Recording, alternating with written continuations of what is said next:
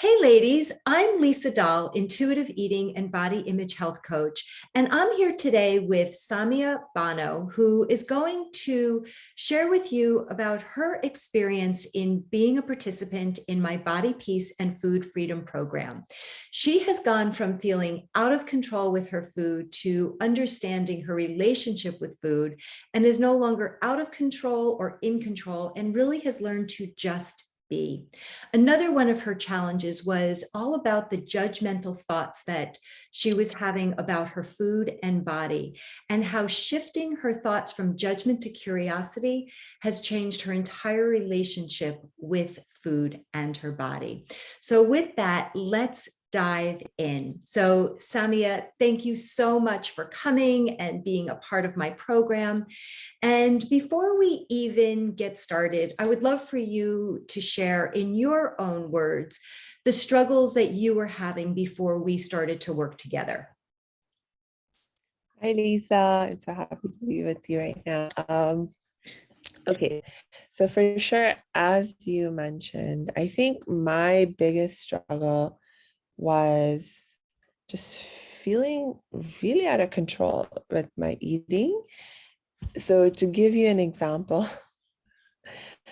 I had so many occasions where my mom would be like, hey, have a little bit of this that you made.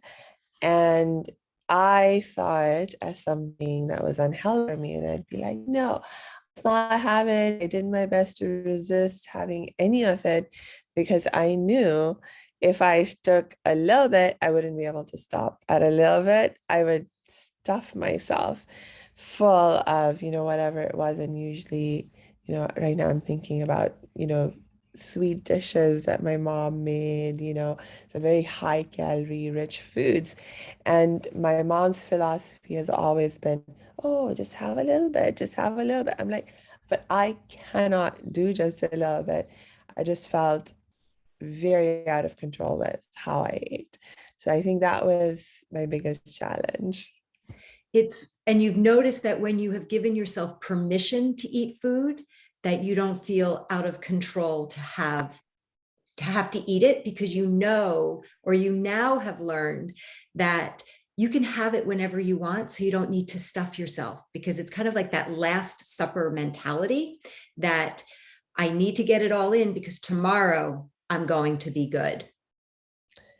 Yes, and I mean, it's just honestly amazing. It feels like some kind of magic to me. You explained the psychology behind it, but it's like I had never thought of it from that perspective.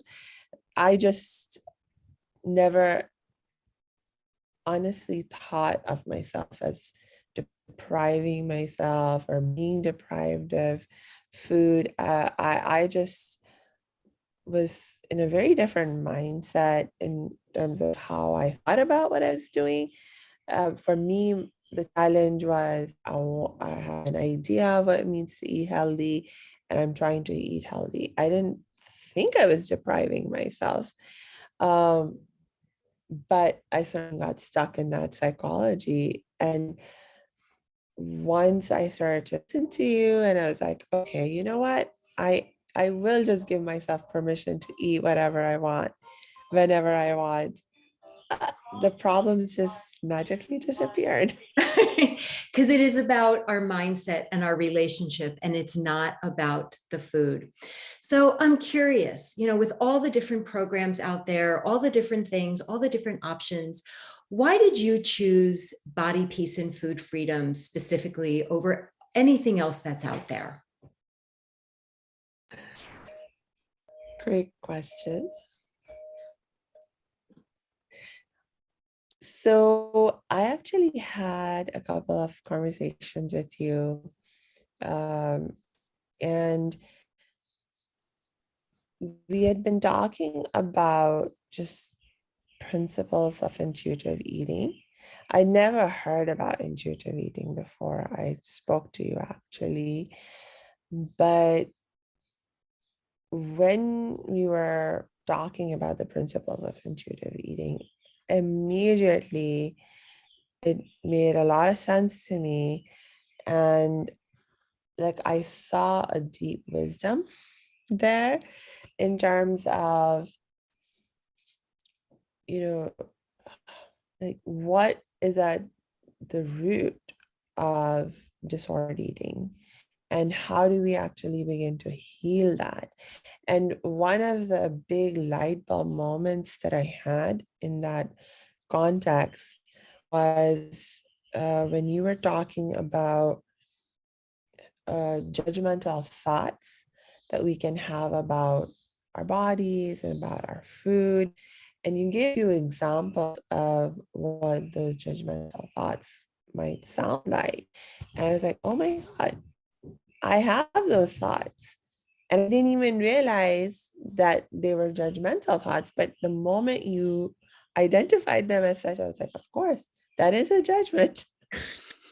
And the reason that was like such a light bulb moment for me is because, you know, in my life, in my profession, I'm a mental health expert. And I know that judgmental thoughts are the number one cause of why we have unhappiness and stress in our lives.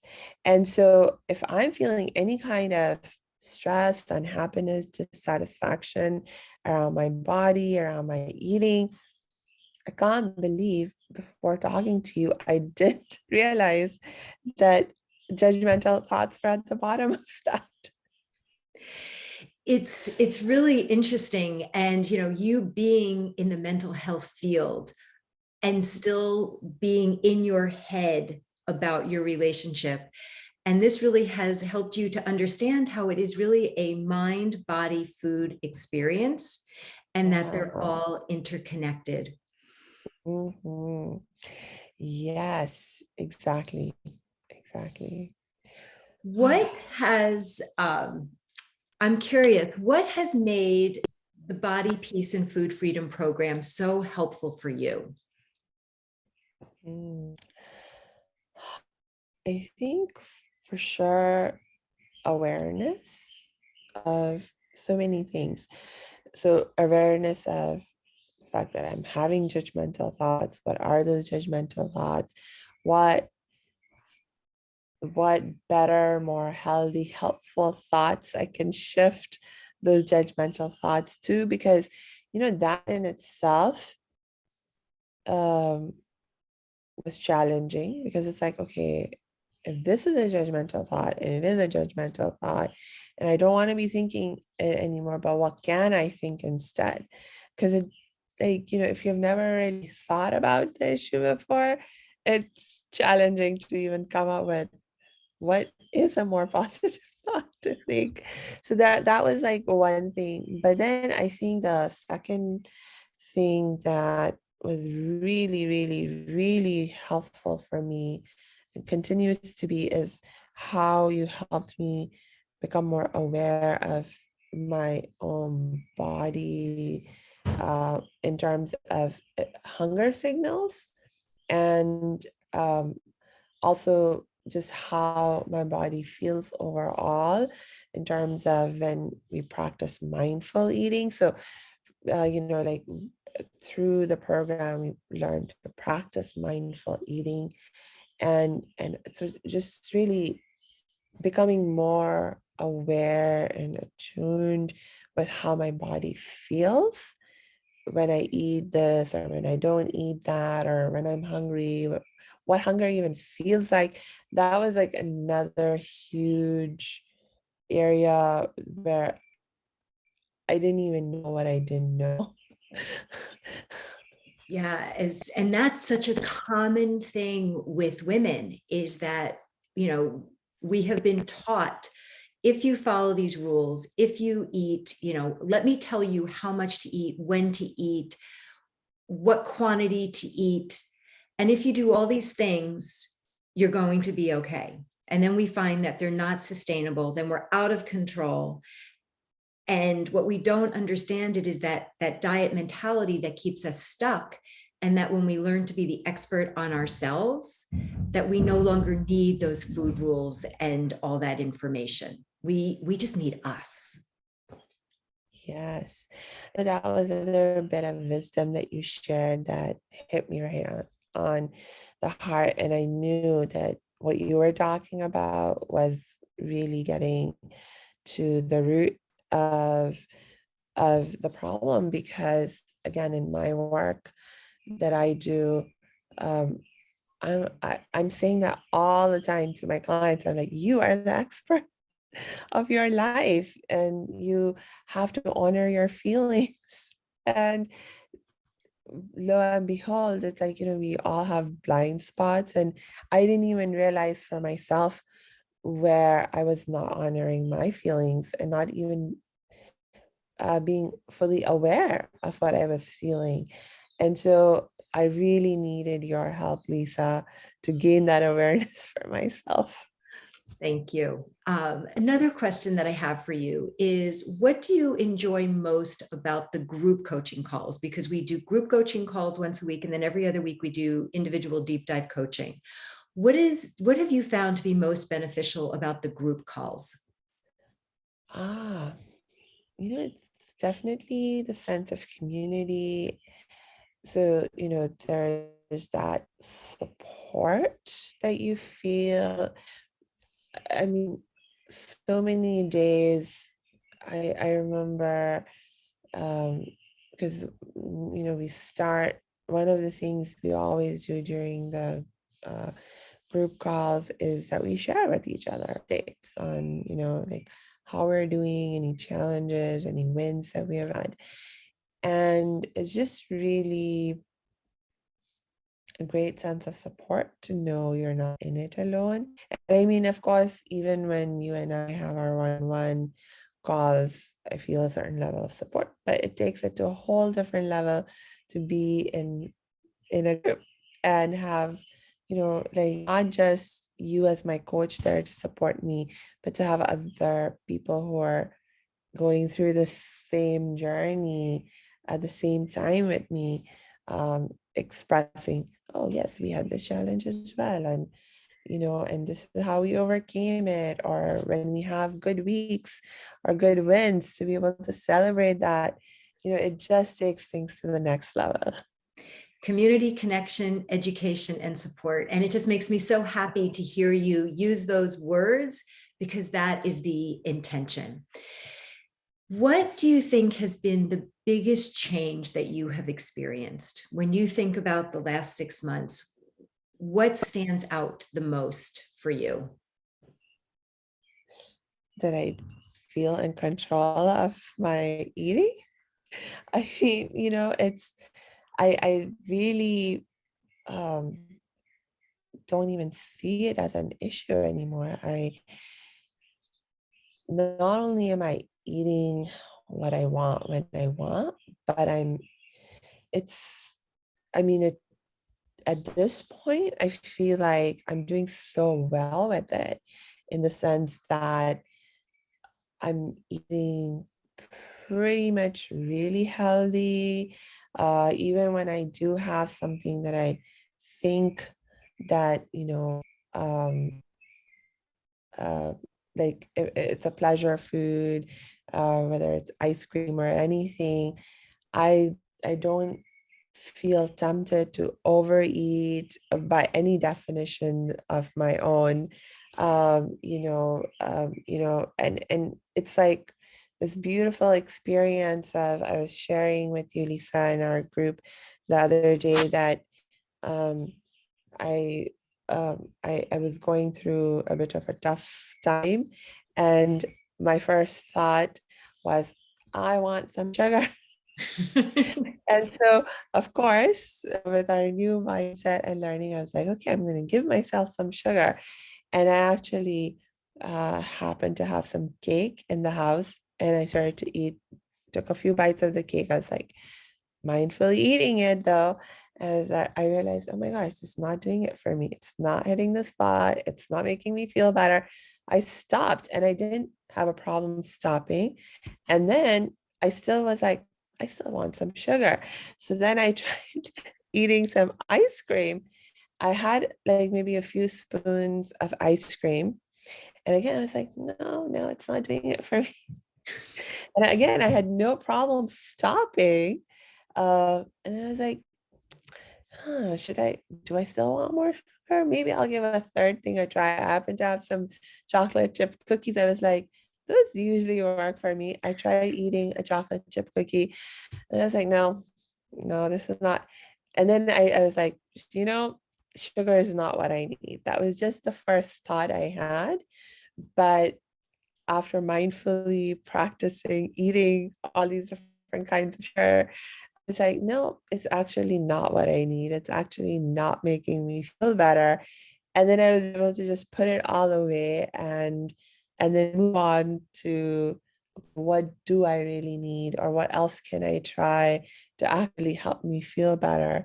And it was just so wonderful to have that experience. It is, because it comes down to, what am I feeling? What do I need?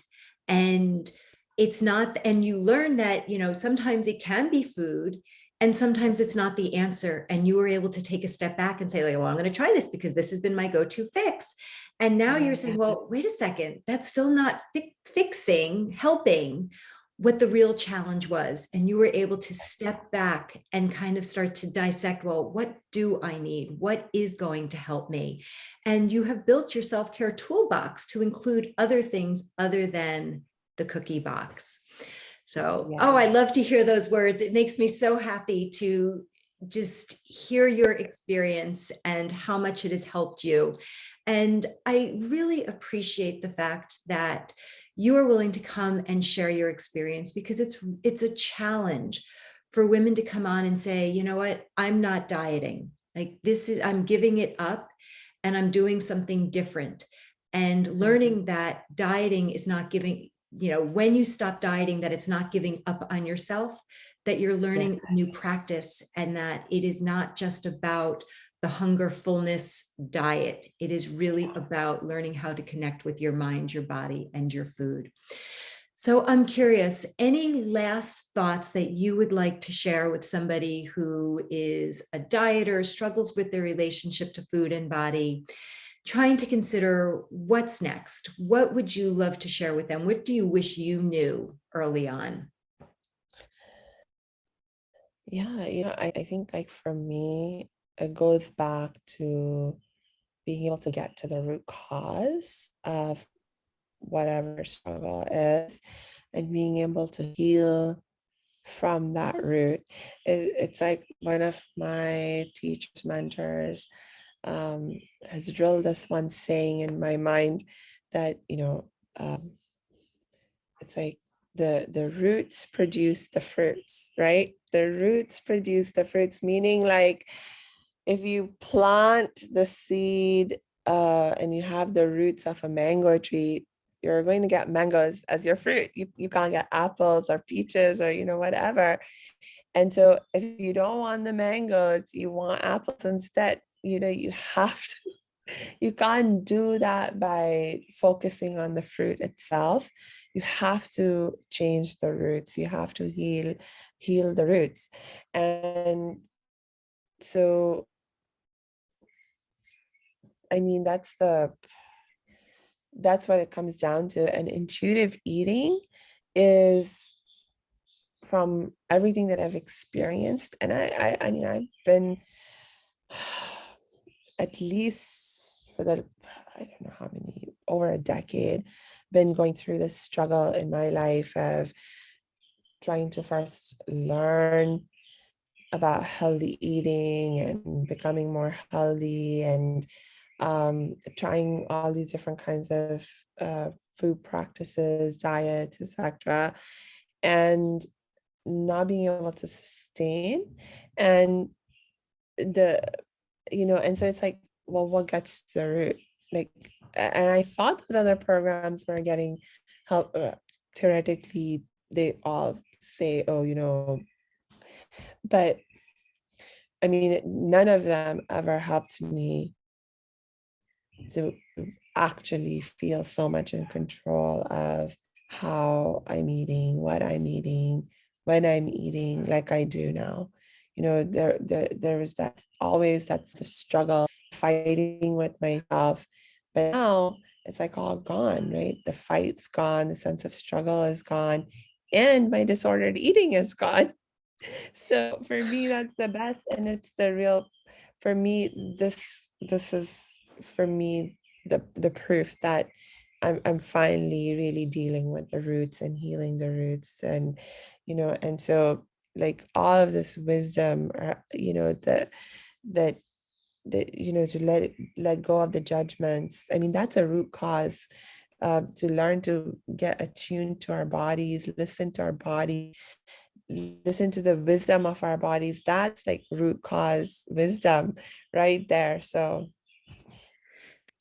it has really been life-changing, and you need you to feel safe. You don't need anything else other than the practice and knowing that it is a practice and we may not always get it 100%, but that's not the goal. And that it is about a continuing journey of healing. And you are really have done such an amazing job. And it's been such a privilege to be able to support you in this practice. So thank you so much for coming on. And I hope that whoever is listening can understand that wherever you are in your health and wellness journey, your diet experience, that intuitive eating and mindful eating and the Body, Peace, and Food Freedom program can work for you too. So thank you again.